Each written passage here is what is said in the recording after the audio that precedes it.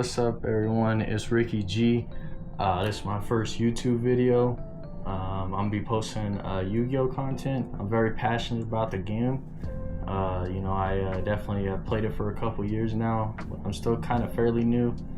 I have tried to take myself to more competitive events and whatnot, and saw a little bit of success, but nothing too major. But I also obviously like the creative aspect of Yu-Gi-Oh, so that's why I'm going to be bringing deck lists and gameplay, hopefully more often than not. So today I'll be bringing a deck list with Maliss. I've been playing this since it came out for about a month now.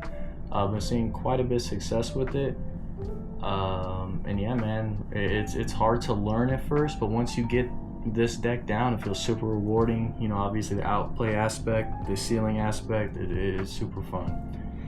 So yeah, getting into it, I am playing 3 of Underground. Pair that with a Gold Sark and a Terraforming, that equals 5 field spell.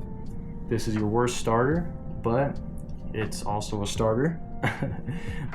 Clearly, you know, if you open just this and your opponent has hand traps, it doesn't feel the best. But it is a very, very good Yu-Gi-Oh card, especially being able to protect your little Maliss monsters or your other Link monsters, because your opponent has to swing into Maliss Link monsters. Also comes up, and the 3k attack boost.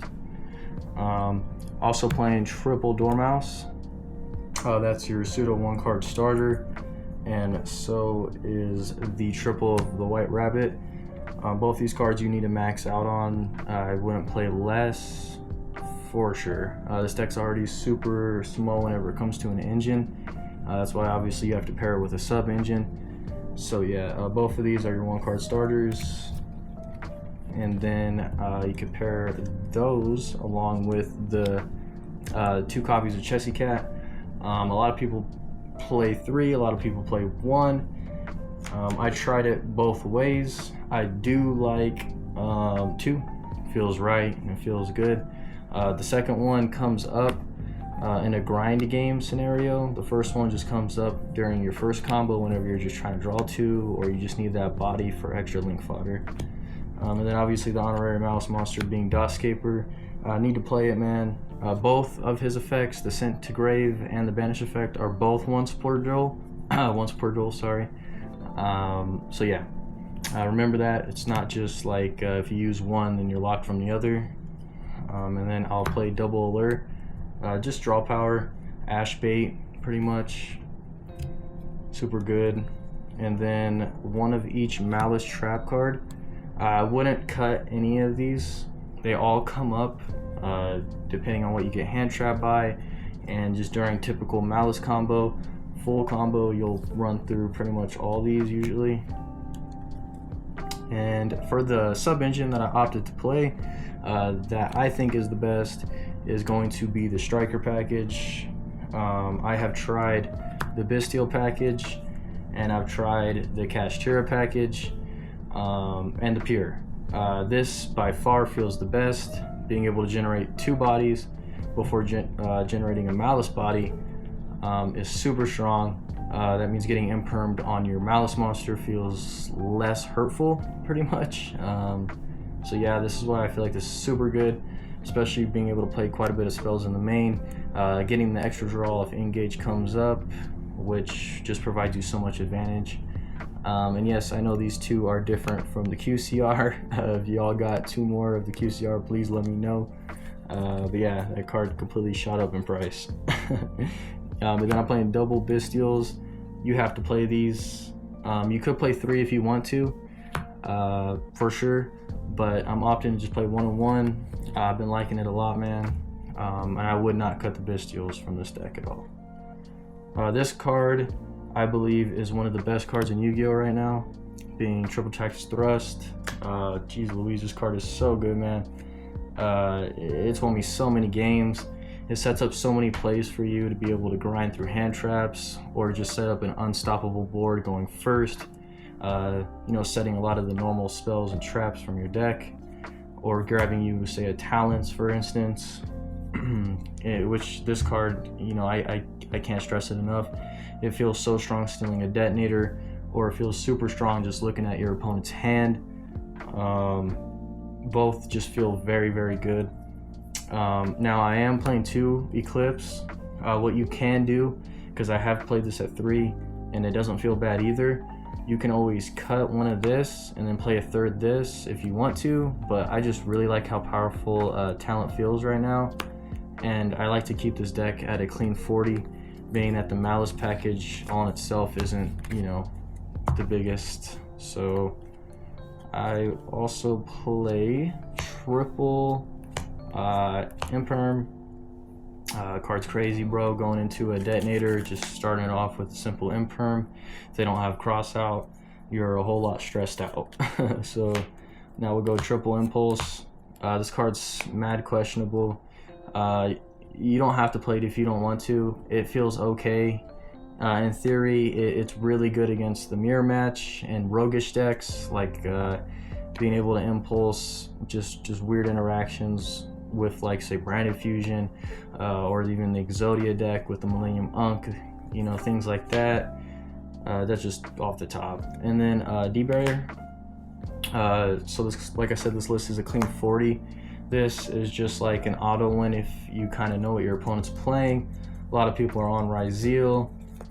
Being able to set it off with Thrust, for instance, going first, you almost just set up an auto win board at that point. You want to maximize that game 1 percentage, especially whenever people are citing Lancia right now. So yeah. And now for the Link ones here, I am playing 1 Kagari, 1 Decoder, 1 Link Spider, and 1 Link Rebo. All these I think are mandatory, especially that if you're playing a striker package.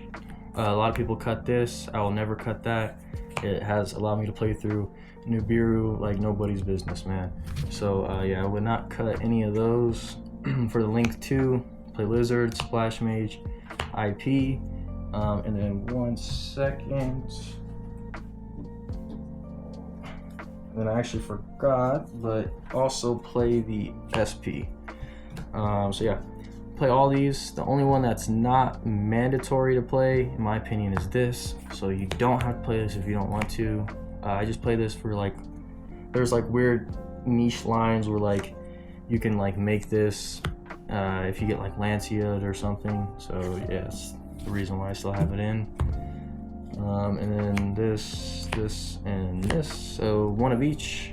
Wouldn't play less, obviously. You need to play all of them. And then Cashier Unicorn is obviously in the format. If you want to up this, one of these, maybe if you want, you can. But typically you should be able to still play if one gets banished. Firewall, Access Code, and Terahertz. Wow, this is my favorite card, like, right now. I feel like this card is so powerful. Obviously being able to extend your plays or even being an interruption is super strong. So good. Access Code, I mean, obviously we already know, can be responded to, and it also works in conjunction with your Malice monsters. And then Terahertz being obviously like 2 negates, sending the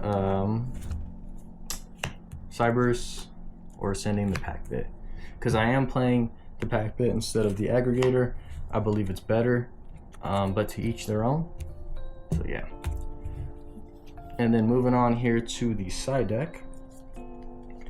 I do not like these cards in the side deck. At my local setting, I still have this side deck built, so I didn't have time to really like edit it, but I would definitely take these out, potentially play like Ultimate Slayers, for instance, with a sided Aggregator potentially. So yeah.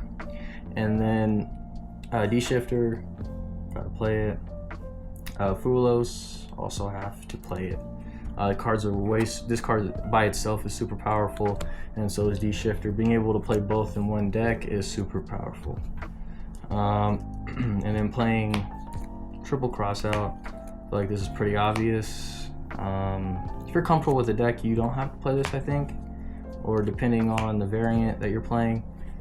But yeah, that's my Crossout package, and like I said, I didn't have much time, so I also have a nib here, so that'll be 15 in the side.